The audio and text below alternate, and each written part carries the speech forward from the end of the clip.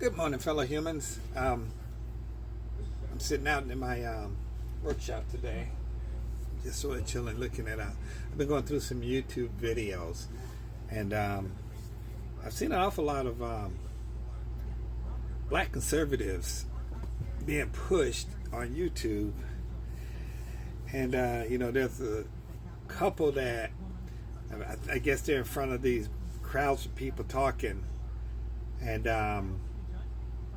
they are talking against Black Lives Matter. They have a lot of anti-black rhetoric. They sound like they're fighting for the black community, but I'm pretty sure the crowd of people they're talking to is probably 100% white and 100% conservative, which is a red flag for me, because these people are not talking or not fighting for any black community. They are doing what their best interests are, I guess. So I've been sitting here watching some of these videos, and I just don't get these people. I mean this one black guy, he's talking and saying, do you know the name of the first slave owner in America? And he's like, if you don't know, I'm not going to be hurt, don't worry. And then he gives the name, and then he says, yes, he was black. Can you believe that? He was the first slave owner in this country. So I looked the guy up, and apparently he wasn't the first black slave owner, but he was a slave himself who was free. Now, they never showed any indication that he was ever a slave owner, but he was a landowner. And this is back in the early 1600s, I guess, mid 1600s.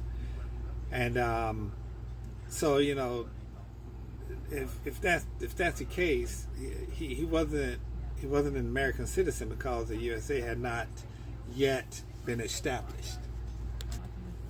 But it bothers me that these black conservatives are so quick to criticize black people, and they don't recognize the systemic racism in this country for some reason.